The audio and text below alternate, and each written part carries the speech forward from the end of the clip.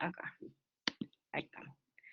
¿Cuál es la definición de una infección del tracto urinario? Es una respuesta inflamatoria del urotelio a la invasión bacteriana, ¿ya? Generalmente se asocia a bacteriuria y a piuria, y vamos a ver esos términos, ¿ya? Y acuérdense que esto puede estar con o sin presencia de síntomas, ¿ya? Es importante que ustedes sepan que a nivel de atención primaria, luego de las infecciones respiratorias, esta es la segunda causa de mayor consulta, ¿ya?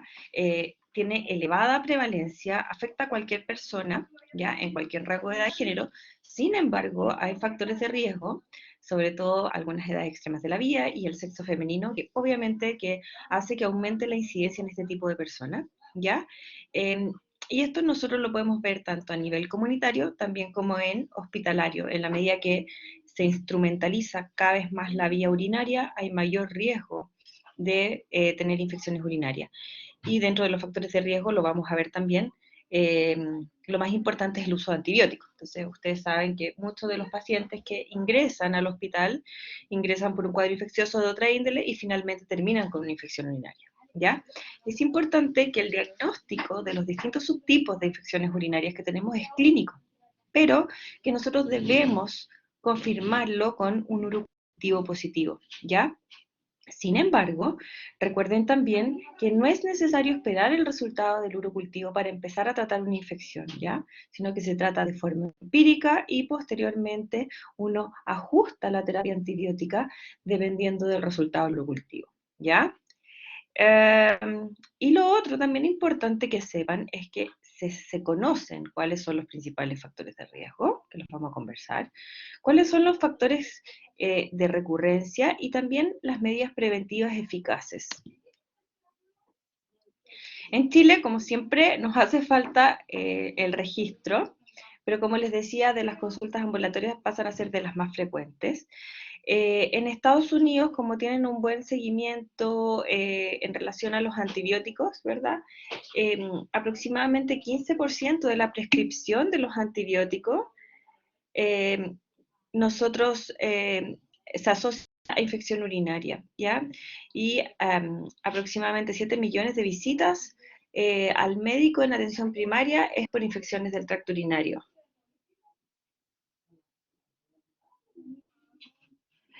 También puede ser por hongos, en general es por patógenos, ¿ya?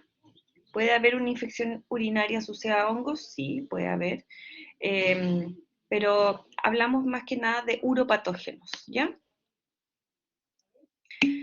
Eh, Otro concepto súper importante en relación, más que nada para que sepan cómo es la evolución en términos etarios de las infecciones urinarias. La mayoría de las mujeres, sobre todo, hemos tenido bacteriurias asintomáticas en nuestra vida, ¿ya? De ahí vamos a ver el concepto de bacteriuria asintomática, ¿ya?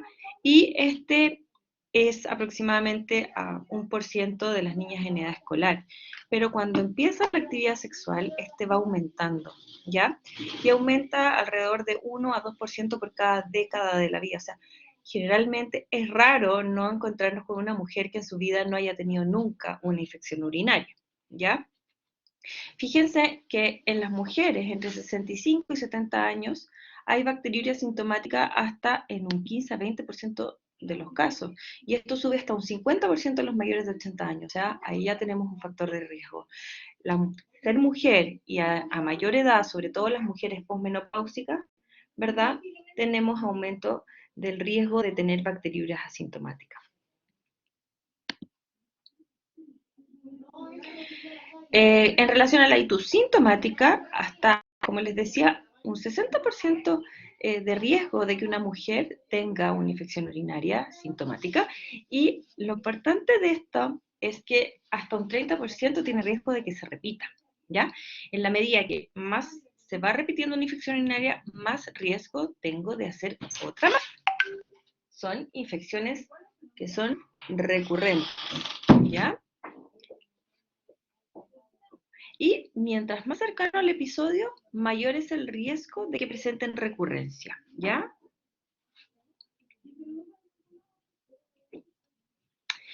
La mayor época en que las mujeres tenemos infecciones urinarias sintomáticas es alrededor de los 14 y los 24 años, que tiene relación con la actividad sexual, ¿ya? Ojo, acá es importante que sepan que los síntomas se resuelven de forma espontánea en uno de 4 casos. Y es súper importante para el manejo. Hay uno, me estuve leyendo un paper de la Clínica Las Condes, si lo pueden ver, que se llama Manejo ambulatorio de las infecciones urinarias, en el cual hablan de la importancia del manejo sintomático en las pacientes antes de tirarse de lleno con el antibiótico. Antes todas las mujeres que tenían síntomas iban al médico, al consultorio, etcétera, y la primera regla era tirarles antibióticos. Hoy en día uno de estos de cada 4 casos, o sea, un 25% de las mujeres se resuelve de forma espontánea. Entonces uno puede usar antiinflamatorio, hidratación abundante, e incluso hay unos antiinflamatorios locales, ¿ya? En que los pacientes pueden pasar y no necesariamente utilizar antibióticos. ¿Y por qué es tan importante esto que les cuento de no usar tanto antibiótico en las infecciones urinarias? Porque tengo mayor riesgo de cepa resistente y tengo mayor riesgo de recurrencia, ¿ya? En los hombres es mucho menos frecuente, pero aumenta con la edad. Y generalmente esto tiene que ver con la patología prostática.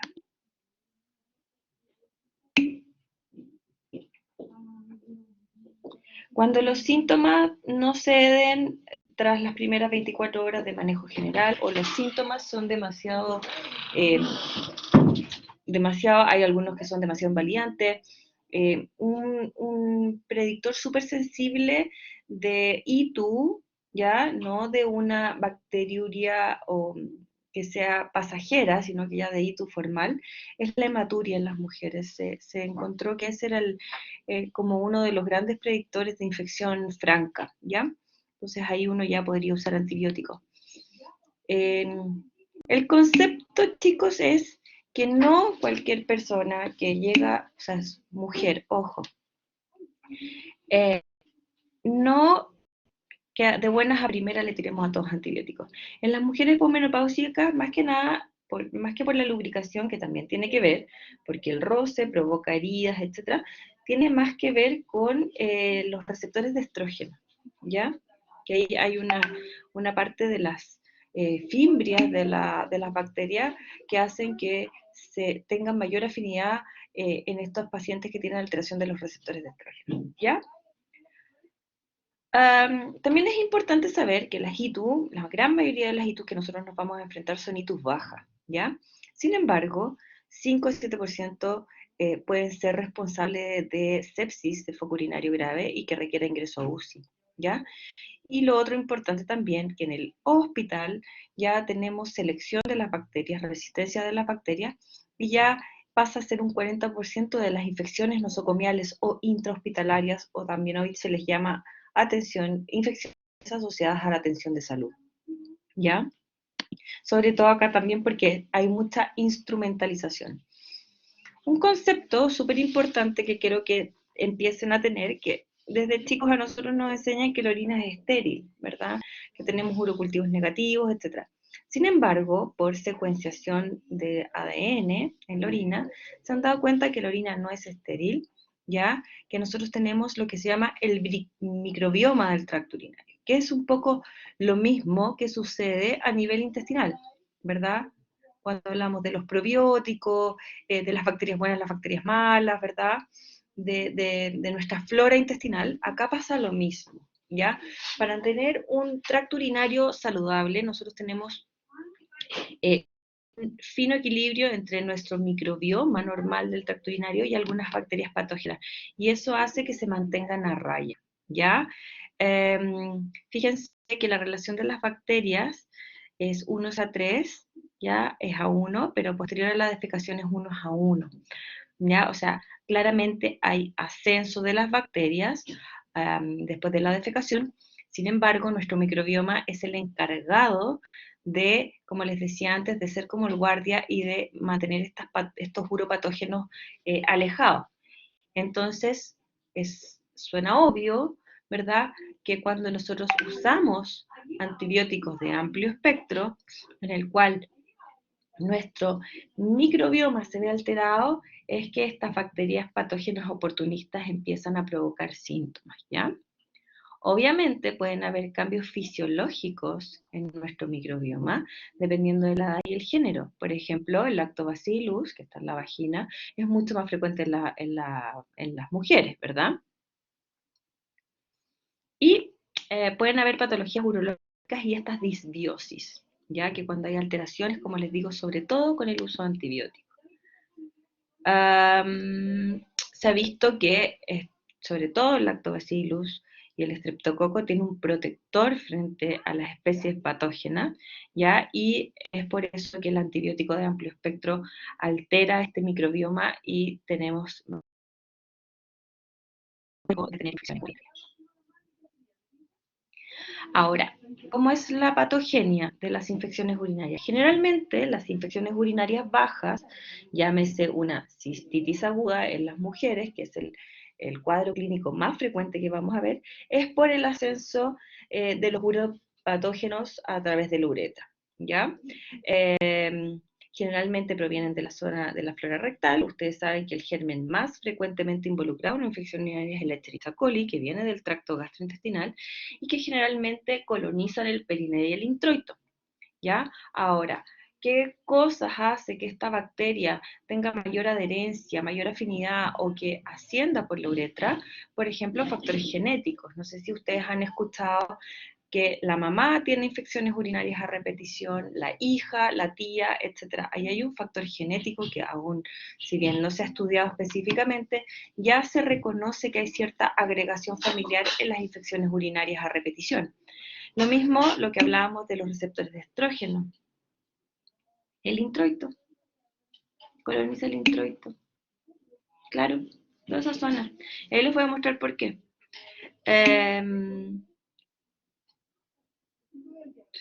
También, bueno, la virulencia de la bacteria, ¿verdad? Las famosas fimbrias, ¿ya? Y lo que estábamos hablando, la deficiencia de estrógeno, ¿ya? Lo que estábamos conversando antes.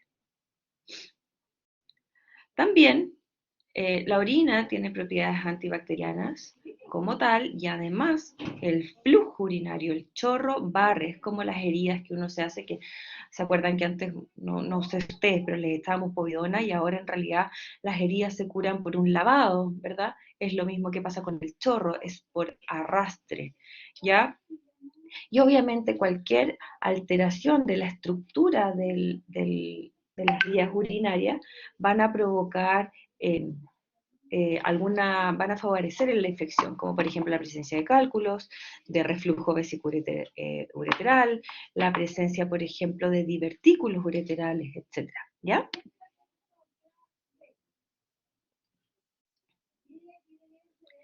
Entonces, podríamos decir que hay un acrónimo, que lo hicieron las guías europeas, ya en relación a las infecciones urinarias, que se llama ORENUC, ¿ya?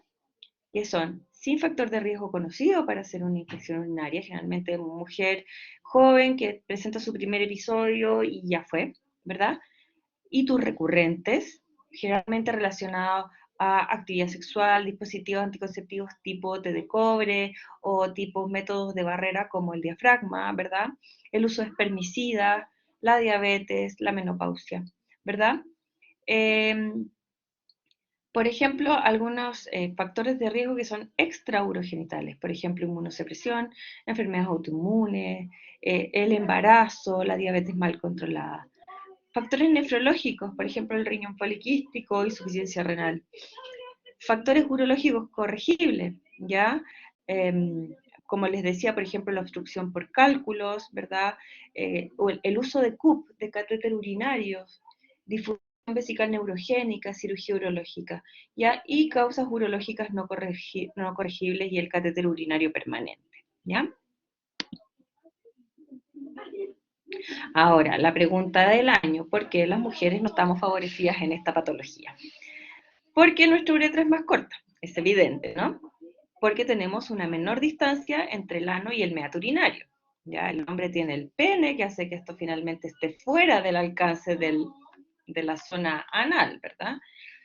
Lo otro, el hombre tiene un ambiente mucho más seco, ¿verdad? Y acuérdense también que existe una actividad antibacteriana del fluido prostático. Y ¿por qué se asocia más la infección urinaria con la vida sexual de las mujeres? ¿Ya? Porque durante la cópula, durante el acto sexual, el masaje hace que haya mayor riesgo de ingresar bacterias hacia el uretra, ¿ya? ¿Cuál es la etiología? En realidad, chicos, acá un poco depende de dónde ustedes están. Siempre es importante conocer, como siempre les he dicho, su flora y fauna del lugar donde ustedes se desenvuelven. Pero sigue siendo la Escherichia coli el germen número uno. Y después viene ya dependiendo si son intrahospitalarios o no, si son de la comunidad, la Klebsiella, el enterococo, etcétera, el proteus, esto es mucho de sonda, la pseudomonas también, ¿ya? Y obviamente acá también es importante que ustedes sepan el nivel de resistencia que ustedes tienen. ¿Cómo hacemos el diagnóstico de una infección urinaria? Con un cuadro clínico compatible, y vamos a ver cada uno de los cuadros clínicos que son distintos, y con un examen de orina y un urocultivo concordante o positivo, ¿ya? El examen de orina, esto lo vimos el semestre pasado, ¿verdad? Hablamos de piuria cuando tenemos más de 5 leucocitos por campo en el sedimento o más de 10 leucocitos por milímetro cúbico de orina, ¿ya? Eh, el examen con esta cinta reactiva, ¿se acuerdan que era para los nitritos, la esterasa leucocitaria? También es presuntivo de ITU, acuérdense que habían falsos positivos y también habían falsos negativos. Pero el examen de orina es solamente presuntivo de una ITU, se confirma con un urocultivo. ¿Ya?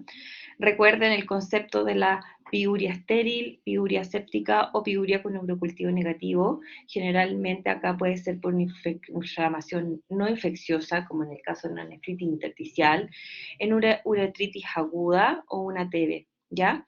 Pero la causa más frecuente en nuestro medio de una piuria séptica, que el paciente que llega con todos los síntomas, pero que tiene un urocultivo positivo, perdón, negativo, es que el paciente haya tomado antibiótico en la casa.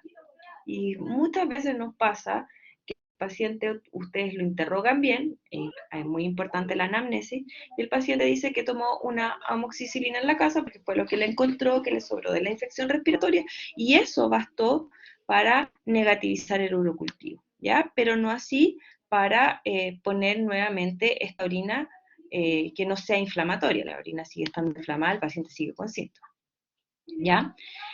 Recuerden que el urocultivo es algo cuantitativo, ¿ya? Para diferenciar de forma estadística una infección con connotación clínica de una colonización o una contaminación de la muestra, ¿ya? Generalmente hablamos de más de 100.000 unidades formadoras de colonia, ¿ya? Y también como lo vimos el semestre pasado, la idea es que esta sea de segundo chorro, ¿verdad? Que sea una punción suprapúbica para evitar la contaminación de la muestra.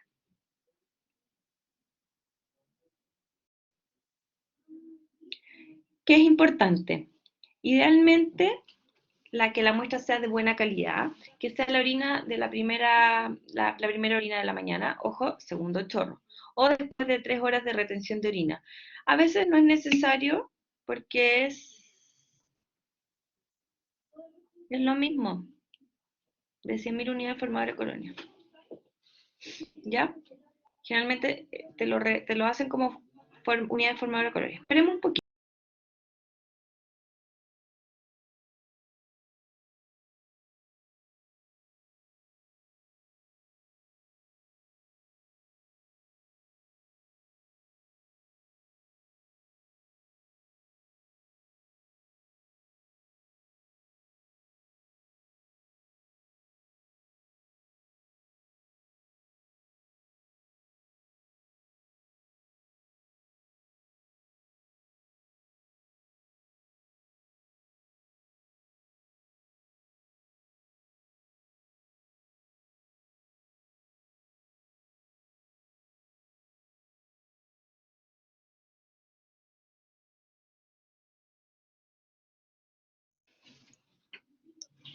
Importante también no forzar la ingesta de líquidos, ya que puede disminuir diluir un poco la muestra y alterar los recuentos. Y también es importante saber que se deben recolectar al menos 3 ml de orina. Por eso te digo, en realidad cuando es un paciente que es tan... esto es lo recomendable, ¿ya? Pero si te llega un paciente a las 3 de la tarde y el laboratorio está abierto, mándalo al tiro nomás y le haces el examen, ¿ya? ¿Cuáles son los cuadros clínicos que vamos a ver hoy día? ¿Ya? Cistitis en mujeres jóvenes. Cuadro es el más prevalente de todos, ¿ya? Itu recurrente, la pielonefritis, por supuesto que tiene otra significancia. La itu complicada, la itu en hombres, la itu en el adulto mayor, son todos como una subcategoría de las itus, ¿ya? ¿Por qué? Porque es importante saber que existen tantas categorías porque se manejan de forma distinta y tienen distinto pronóstico, ¿ya? Es distinto una bacteriuria asintomática en una mujer embarazada que una bacteriuria asintomática en una mujer joven. En la mujer joven no se trata, en la embarazada sí, tengo riesgo de parto prematuro y riesgo de sepsis de foco urinario. Entonces, cambia un poquito el tema. Hablemos de la cistitis en las mujeres jóvenes, le voy a dar mucho más hincapié a esto, y a la pielonefritis, ¿por qué? Porque es lo que más van a ver, ¿ya? Eh, la famosa cistitis es la inflamación de la mucosa vesical y uretral, no es una ITU alta, esa es la famosa llamada ITU baja, ¿ya? Y tiene síntomas urinarios bajos, disuria, poliaquiuria, pujotenesmo, orinas turbias, de mal olor, dolor suprapúbico, y acuérdense lo que les decía, que es un muy buen marcador, la hematuria, ¿ya? Diagnósticos diferenciales, por ejemplo, en una paciente con actividad sexual al día, por así decirlo, ¿ya? Que tenga una uretritis gonocócica o por clamidias, una vulvovaginitis, ¿ya? Que de repente puede provocar prurito, no siempre está presente y puede ser microhematuria, ¿ya? Acuérdense también que hay otros gérmenes que pueden dar vulvovaginitis o que pueden dar una uretritis, como por ejemplo el herpes, la diferencia es que pica y arde mucho, y las cándidas que pican mucho, ¿ya? ¿Se acuerdan cuando veíamos los flujos vaginales el semestre pasado? Ya. Cuando es el primer cuadro de una cistitis aguda no complicada en una mujer, el urocultivo no es 100% necesario. Pero cuando no hay respuesta al tratamiento, cuando los síntomas persisten o cuando hay recurrencia, ya tenemos que tratar según urocultivo, ¿ya? Y acá, como les decía, probemos con medidas no antibióticas, probemos con hidratación abundante, antisépticos, o sea, no antisépticos, antiinflamatorios de la vía urinaria, antiinflamatorios sistémicos, ¿ya? Y veamos cómo se maneja la paciente. Yo tenía una nana que se quejaba a cada rato de infección. No, señora, que ya tengo infección urinaria. Yo le decía, tómate esto, que se llama Pladuril, que es un antiséptico de la vía urinaria, o sea, no antiséptico, perdón, antiinflamatorio. Le decía, toma harta agua. Y al día siguiente, si seguía así, yo te doy antibiótico. La mayoría de las veces se le pasaban los síntomas solamente con ir al baño y tener un flujo urinario más alto, ¿ya? Um, pero ¿qué es lo importante? Quiero que sepan... Eh,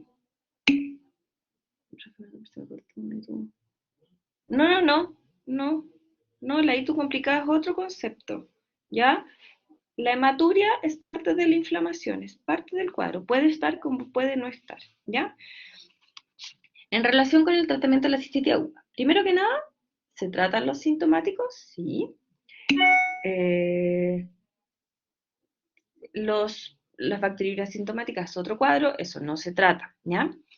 Antibióticos de elección, nitrofurantoína, fosfomicina. Está aumentando ya la resistencia al cotri, este es el cotrimoxazol, ¿ya? Hoy en día la fosfomicina es un fármaco súper antiguo, un antibiótico súper antiguo, se ha ido rescatando porque se dieron cuenta que tiene muy buena concentración urinaria y le pega muy bien, ¿ya? Y sobre todo es bueno para los gérmenes BLE, beta-lactamasa espectro expandido, ¿ya? Generalmente son 5 o 7 días de tratamiento. Antes, me acuerdo cuando yo estudiaba medicina, se usaba ciprofloxacino 1 gramo, la dosis de 500, se usaba 1 gramo como dosis única. Y ahí empezó a quedar las embarras más grandes porque se empezaron a hacer resistentes todos estos gérmenes, ¿ya? Fluoroquinolona, lo que estábamos conversando, el ciprofloxacino, con 3 días de tratamiento, generalmente le faltaría un poquito, ya de días y tengo mayor riesgo. Siempre, cuando nosotros escogemos un antibiótico, la resistencia comunitaria no puede superar el 20%, ¿ya? Si lo supera, yo tengo que cambiar de antibiótico, ¿ya? Puedo usar betalactámicos también, ojo con las dosis únicas, ¿ya? Sobre todo, como les decía yo, el cipro, porque la fosfomicina sí es de dosis única, pero es que las fosfomicinas se concentran muy bien en la orina, ¿ya? Y siempre prolonguen el tratamiento en pacientes que tengan alguna alteración anatómica o funcional del tracto urinario, inmunosuprimido, pacientes mayores o que los síntomas persistan, ¿ya? Eso también es importante. Antiguamente uno hacía como un urocultivo de salida, ¿ya? Pero si es una cistitis aguda en una mujer joven, en lo cual usted la trató por 7 días con nitrofurantoína y la paciente no tiene síntomas al terminar el tratamiento, no es necesario hacer un urocultivo control, salvo pacientes embarazadas o que se someterán a una intervención urológica, porque estos son los dos únicos tipos de bacteriurias asintomáticas que se tratan, ¿ya? Las ITU recurrentes se definen cuando presentan 3 o más ITUs sintomáticas en 12 meses o 2 o más ITUs sintomáticas en 6 meses, y esto tiene que estar confirmado con urocultivo. Una paciente que presenta ITUs recurrentes debe hacerse el diagnóstico ya con urocultivo. Es importante también que sepan que no se asocia la ITUS recurrente a una enfermedad renal crónica o a pielonefritis crónica o a cicatrices renales, que es lo que generalmente la gente le teme mucho, ¿ya? ¿Cuáles son los factores de riesgo para tener ITUS recurrente? ¿Ya? Um, la frecuencia del coito, el uso de espermicidas, por ejemplo, ¿ya? Una nueva pareja sexual en el último año, el primer episodio de ITU a los 15 años, lo que yo les decía, por ejemplo, la madre con ITUS recurrente, ¿ya? Y obviamente hay otros factores que clásicamente se han asociado con ITUS, pero que la verdad es que no hay, no han demostrado una mayor asociación. Sin embargo, en la clínica igual se ve eso, ¿ya? Como por ejemplo la retención de orina. Cuando éramos chicas siempre nos decían, no se aguante tanto que le va a dar infección urinaria. Los baños públicos, decían, no sé si entran en los baños públicos porque van a tener, bueno, las mujeres me van a entender, ¿verdad? Las duchas vaginales se ocupan mucho como después del coito, ¿verdad? Se tiran como el chorrón para adentro, no pasa nada. ¿Ya? La micción pre y postcoital tiene un buen argumento fisiopatológico, sin embargo, en los estudios no ha mostrado diferencia, ¿ya? Pero, sin embargo, el riesgo de ictus recurrente aumenta un montón con el uso de antibióticos, ¿ya? Hay factores urológicos también. No se asocia. No saben leer. ¿Cachai?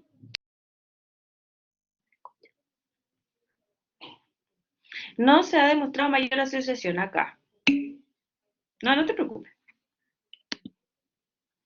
Hay factores urológicos, ¿ya? Que aumentan el riesgo. Por ejemplo, la incontinencia, sí. El reflujo vesiculoureteral, o sea, cualquier alteración anatómica o funcional, ¿ya? El prolapso de los órganos pélvicos, el cistocele, aumento del residuo presmiccional, sobre todo acá en vejigas neurogénicas, ¿ya? Hay unas mujeres con fenotipos no secretores, ¿ya? Son, ¿cómo se llama? Receptores glicoproteicos. Y esto es lo que se ha visto que tiene esta agregación familiar entre las mamás, las tías, etcétera, ¿ya? Y la hiposecreción local de IgA. Saben que la IgA es la inmunoglobulina que va como en las mucosas y en la piel, ¿verdad? Hacia afuera. Y se ha visto también eso. Bueno, Cuando nosotros vemos a un paciente con una ITU, lo primero es que hay que confirmar el diagnóstico. Si la paciente tiene historia de ITU recurrente, dijimos que el urocultivo es nuestra, ¿cómo se llama? Nuestro examen de elección, ¿verdad? Y generalmente la disuria es el síntoma cardinal, ¿ya? Eh, la literatura dice que en algunos casos se pudiese omitir, sin embargo, siempre traten de realizar un urocultivo. Muchas veces a nosotros los médicos nos pasa que nos llama la tía, que nos dice, oye, no aguanto más, que no sé qué, que domingo en la mañana. Entonces tú dices, bueno, lo ideal sería que te hagas un examen de orina y para que podamos manejarla según el urocultivo. Pero generalmente la gente no te hace caso, tú le dejas la orden del urocultivo, le dejas la orden del antibiótico y ellos van y se compran el antibiótico y no se hacen el examen. ¿Ya?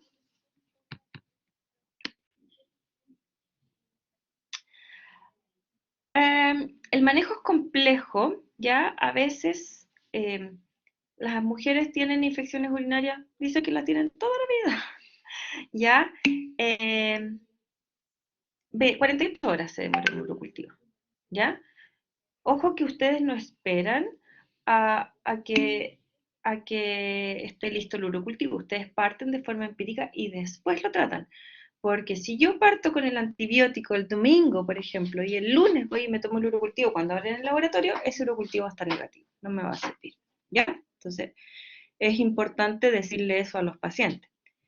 Modifiquemos el estilo de vida para manejo de la ITU. Generalmente estas pacientes ya llegan desesperadas al urólogo y son ellos los que los manejan. ¿Ya? Ingesta de líquido, descontinúe el uso de espermicida, ojo con la micción poscoital, ahí les puse un asterisco porque se sigue recomendando, siendo que todavía no hay evidencia que lo avale.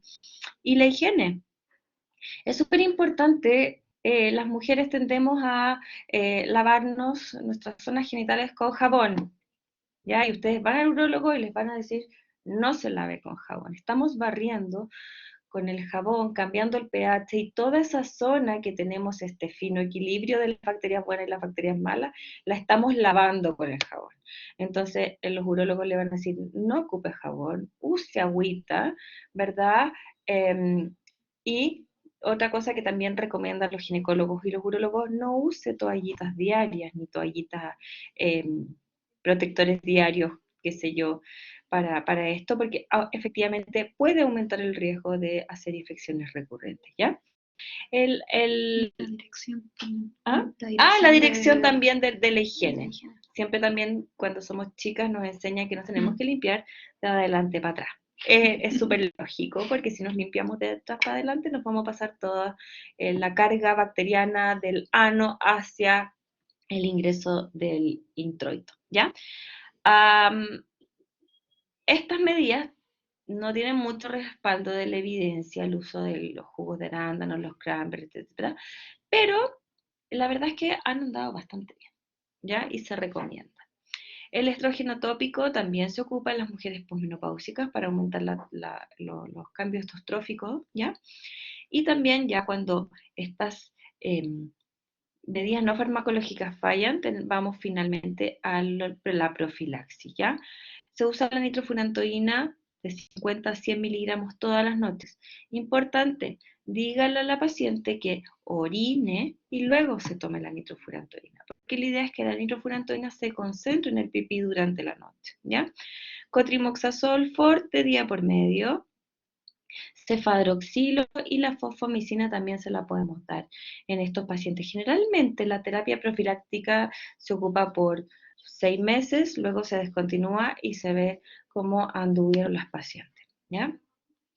Ok, ¿dudas en relación a la cistitis aguda y las ITUS recurrentes? Porque vamos a pasar ahora a las ITUS altas. Perfecto. Pielonefritis, Ana.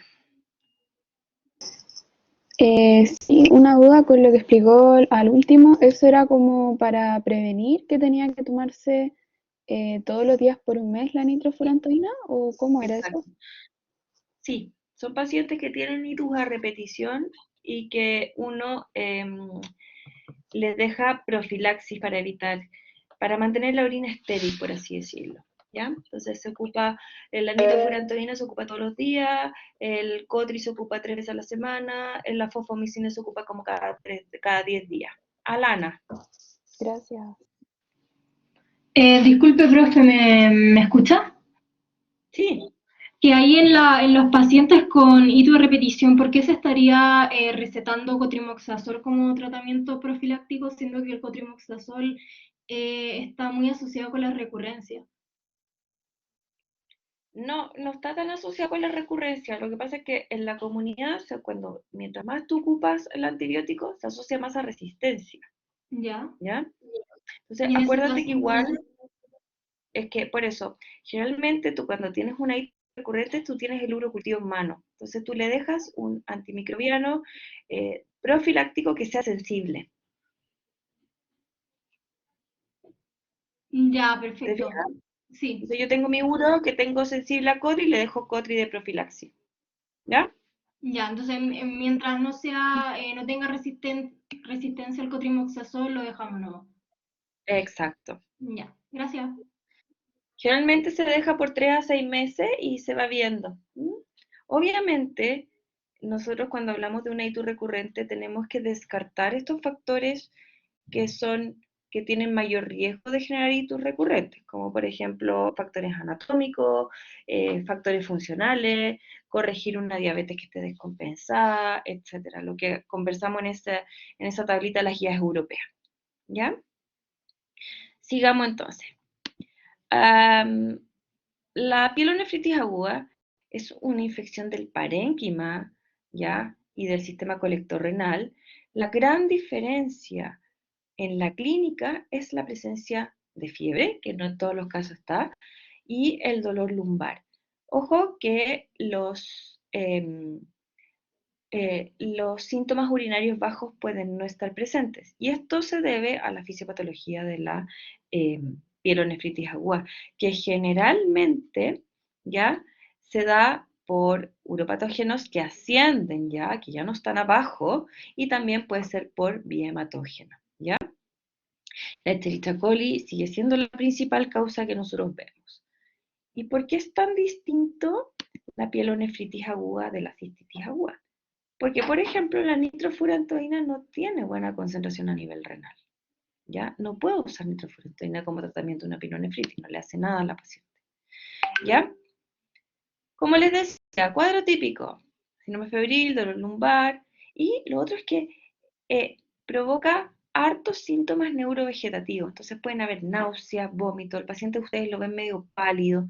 Lo otro también que hemos visto en la clínica es que las pacientes que traen pielonefritis pueden caer rápidamente en un shock séptico de foco urinario, ¿ya? Las pielonefritis pueden ser medias cabronas, ¿ya? Y acá, además de las alteraciones del examen de orina y el urocultivo positivo, vamos a tener elevación de parámetros sépticos, o sea, hay una respuesta sistémica. Siempre deben realizar urocultivo y en pacientes hospitalizados siempre tienen que realizar hemocultivo. ¿Cuándo se piden imágenes en una pielonefritis? Uno, cuando sospecho que haya un cálculo o una alteración de la vía urinaria, puedo pedir un pielotac o un urotac, y cuando a las 48-72 horas de iniciado el antibiótico, ya el paciente no responda al tratamiento, siga con fiebre, siga bien comprometido o tenga, por ejemplo, un alza de parámetros sépticos, ¿ya? Ahí que podemos buscar abscesos como complicación. Pielonefritis enfisematosa también en pacientes diabéticos. El tratamiento. Generalmente, el ciprofloxacino eh, sigue siendo nuestro antibiótico de elección, sí factor de riesgo para el organismo multiresistente. Es una persona que es su primera infección urinaria en la vida y le tocó la mala suerte que sea una pielonefritis. Pero esta señora que tiene esta hito de repetición no se le ocurra darle cipro, porque claramente lo más probable es que sea resistente.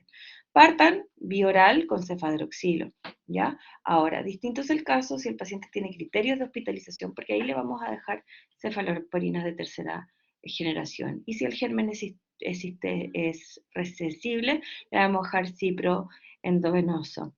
Si tenemos un enterococo, ampicilina Y aminoglucósidos, acuérdense, no sé si se acuerdan de sus clases de fármacos, que tiene un poder sinérgico con los derivados de las penicilinas.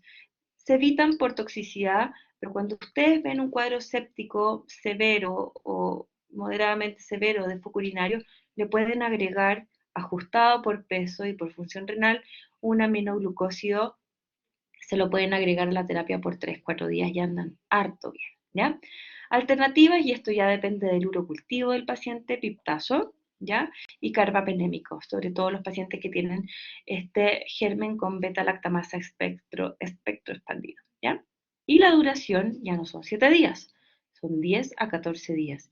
Y es importante que si yo tengo una pielonefritis con hemocultivo positivo, tengo la obligación de darle al menos 7 días de tratamiento antibiótico endovenoso antes de pasarme al labio oral, ¿ya? ¿Cuándo voy a hospitalizar a un paciente? Espérame, en la página de salía que sí, pues, no se ocupa. Generalmente en ambulatorio ya no estamos ocupando ciprofloxacino. Muchas veces ocupamos el ciprofloxacino cuando tenemos un urocultivo que es sensible al ciprofloxacino, ¿ya? Ok. ¿Cuándo hospitalizo al paciente? Cefadroxil. Imposibilidad de asegurar. También tengo el Cefirax, que es una cefalosporina de tercera generación bioral, se llama cefpodoximo, ¿ya? Um, imposibilidad del gestoral, obviamente, si le voy a dar antibióticos a una paciente y esta paciente vomita, vomita, vomita, imposible. Condiciones psicosociales, imagínense ahora estamos en pleno invierno, fin de semana viene tormenta y la señora vive en el cajón del Maipo, ¿ya? Enfermedad grave, fiebre muy alta, parámetros sépticos muy graves, ¿verdad? Altos, dolor intenso. Diagnóstico dudoso, siempre que tengan la duda de que no hay un cálculo metido, que no esté sedado, ¿ya? Y que haya una sospecha de pielonefritis complicada.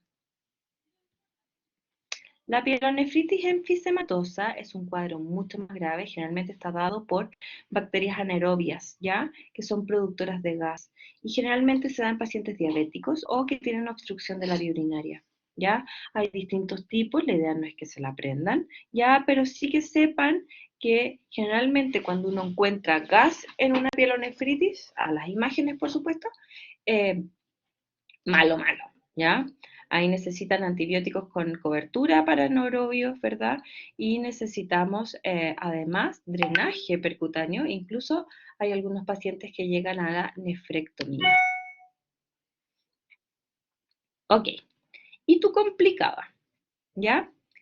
Esto se le llama a cualquier alteración, a la existencia de cualquier alteración anatómica, funcional, sistémica, que aumenten el riesgo de recurrencia, reduzcan la efectividad de los antibióticos, aumenten el riesgo de ITU por gérmenes resistentes o aumenten la muerte y mortalidad por ITU.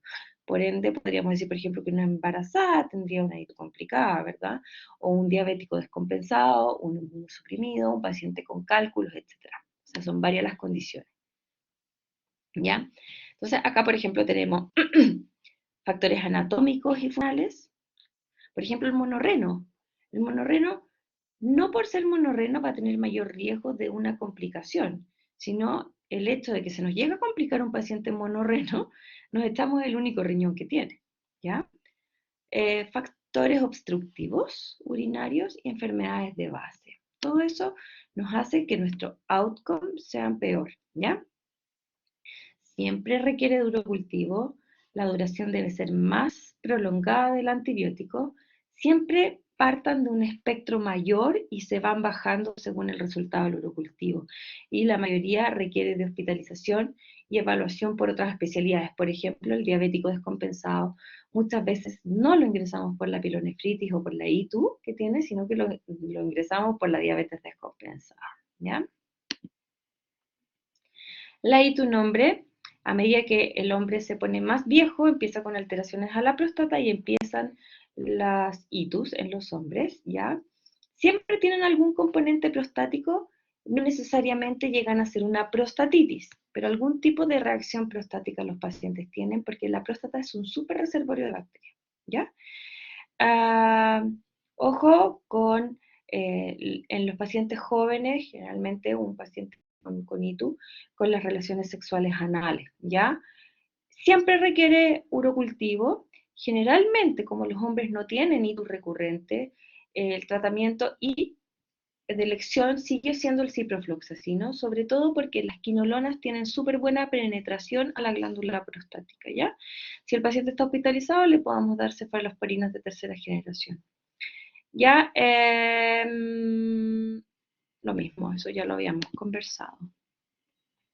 La prostatitis, ya, la clínica es similar, la diferencia es que hay un compromiso prostático, hay un aumento del antígeno prostático. Entonces, siempre que ingrese un paciente con una infección urinaria, le tenemos que pedir antígeno prostático. Y no es por gusto saber que si tiene o no tiene una prostatitis, sino que porque el tratamiento de las prostatitis es mucho más prolongado, 3 a 4 semanas, ¿ya? Hay factores de riesgo como el crecimiento prostático benigno, la estrechez ureteral, incluso la fimosis, ¿ya? Y la instrumentalización previa.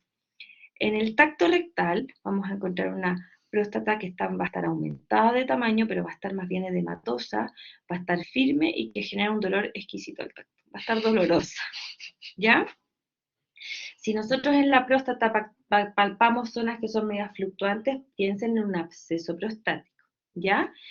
Y antiguamente decían, no, no le hagan tacto rectal a una prostatitis porque las bacterias van a salir y se van a diseminar y van a provocar la famosa septicemia. No, no está contraindicado, pero sí está contraindicado el masaje prostático, porque sí tengo mayor riesgo de que estas bacterias se vayan a la sangre, ¿ya? Como les decía, las fluoroquinolonas ingresan, penetran mucho mejor a la próstata, hasta 3 a 4 veces que la ceftriaxona, ¿ya? Las nitrofurantoína no se ocupa porque no logra llegar a niveles terapéuticos a nivel de la próstata y la duración del tratamiento es mucho más largo, por eso es tan importante hacer el diagnóstico de una prostatitis. En el adulto mayor, generalmente se catalogan como complicadas, ¿ya? En los hombres porque hay disfunciones prostáticas, hay disfunción vesical, reflujo, incontinencia, etc., ¿ya? Pero generalmente las mujeres posmenopáusicas, cuando se altera estos receptores estrogénicos, ya no necesariamente pueden tener una ITU complicada. ITU asociada a la atención de salud, ¿ya? En paciente crítico, nosotros viene choqueado, nosotros queremos volemizar al paciente según meta, para eso le ponemos una sonda Foley. Muchas veces esa sonda Foley sale de la UCI con la sonda Foley puesta, se nos olvida sacarla, o el paciente no orina espontáneo, etc. Y es factor de riesgo más que importante para hacer infecciones asociadas a la atención de salud. De hecho, fíjense que corresponde hasta un 20% de todas las IAS, ¿ya? Y acá los gérmenes, fíjense que ya la Escherichia coli ya no es la primera, ya tenemos Klebsiella, Pseudomonas, Enterococos y la Cándida. Y generalmente ya la resistencia antibiótica es mucho mayor, ¿ya? Es importante también que sepan que el catéter urinario permanente siempre va a estar colonizado por bacterias, ¿ya? Entonces, cuando yo tengo una bacteriuria o una funguria, ¿verdad? Sin síntomas, eso no va a tener mayor significado clínico y no hay que tratarlo. Sin embargo, un paciente que está sintomático, ¿ya? Yo, ya sea por compromiso del estado general, o los viejitos por delirium, o hay fiebre, leucocitosis, dolor suprapúbico, etc., nosotros ahí lo que deberíamos hacer, ¿ya? Es tomar el urocultivo al cambiar la sonda Foley con una técnica aséptica, ¿ya? Si yo tomo el urocultivo de esta sonda Foley que el viejito trae del hogar, ya claramente me va a salir súper colonizada de muchos bichos. O sea, aquí lo que hacemos es cambiar la Foley, por ejemplo, en la misma urgencia, y al introducir la Foley limpia, aséptica, tomo la muestra de orina, ¿ya? Y la prevención, generalmente la prevención les van a decir siempre, no use CUP, a no ser que sea estrictamente necesario, ¿ya? Y obviamente ahora la tecnología ha cambiado y hay unas sondas que, que se llaman las sondas Elastic, que tienen como, que se adhieren mucho menos las bacterias, ¿ya? Pero lo importante es que estas deben ser cambiadas periódicamente. El tratamiento antibiótico sí debe asociarse al urocultivo, o sea, yo puedo partir de forma empírica, pero después lo tengo que ajustar, ya, porque claramente hay mucha resistencia antibiótica, ¿ya? La famosa bacteriuria sintomática, ya, es un urocultivo positivo, perdón, sí, positivo, sin síntomas, sin ningún tipo de síntomas, ¿ya? Importante, no debe ser tratada, salvo en dos excepciones: embarazadas o previo a un procedimiento urológico. Generalmente los urólogos, antes de hacer una cistoscopía o una biopsia, les van a pedir un urocultivo a los pacientes. Si ese urocultivo sale positivo, aunque el paciente no tenga síntomas, nosotros debemos tratarlo. Antes, en este tipo de grupo, estaban también metidos los diabéticos. Hoy en día ya se sacaron, ¿ya? En embarazadas siempre se tratan, hay mayor riesgo de progresión a pielonefritis y además tengo riesgo de parto prematuro, ¿ya? Como screening se toma un urocultivo siempre a las 16 semanas de embarazo, ¿ya? Se puede usar las penicilinas y la cefalosporina, y ojo que las quinolonas están contraindicadas.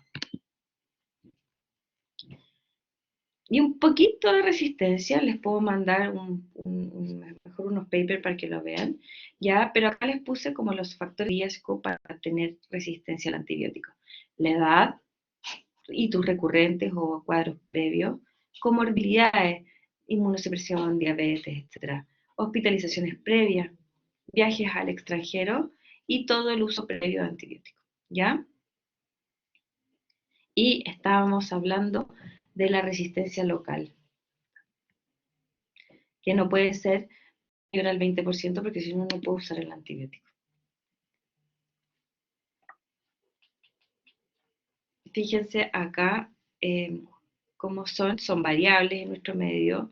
Acá les puse como ejemplo la resistencia de Escherichia coli. Entonces, sin embargo, la nitrofurantoína, la fosfomicina todavía siguen usando. Entonces, eso es lo que se recomienda hoy en día. Partan con nitro, tranquilos, fosfomicina también, ¿ya? Y mensajes finales: eviten la exposición innecesaria a cualquier tipo de antibiótico, no solamente para las vías urinarias, ¿ya? Haga el diagnóstico correcto, elija y ajuste de forma adecuada su tratamiento, ¿ya? Eso les va a ayudar a ustedes y a sus pacientes. ¿Dudas? ¿Preguntas?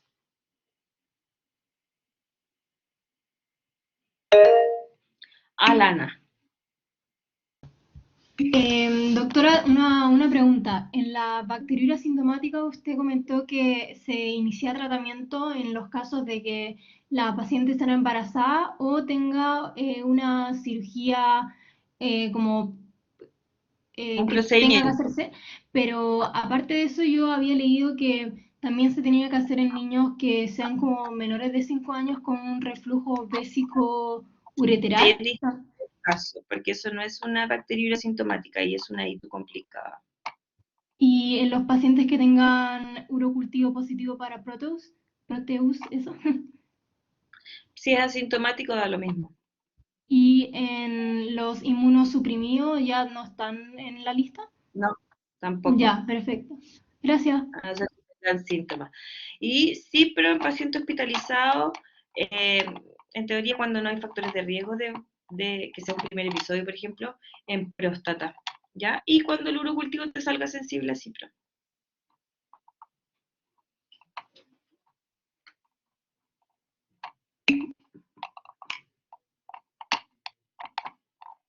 ¿Estamos, chicos?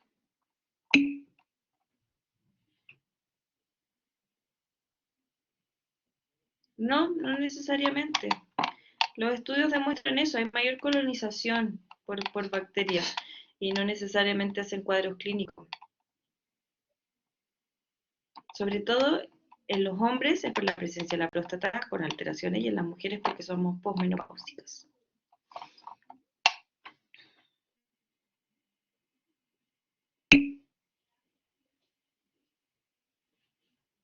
Dime.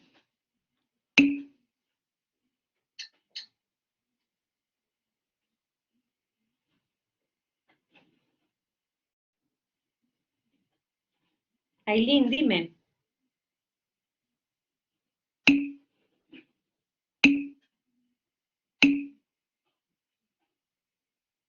La glucosalina es hipotónica. La solución es hipotónica. Es como darle un suero fisiológico al medio. Entonces, generalmente tú la puedes usar cuando tienes una hipernatremia. Es una forma de darle agua libre al paciente, con un poquito de sodio. Ya chicos, nos vemos mañana.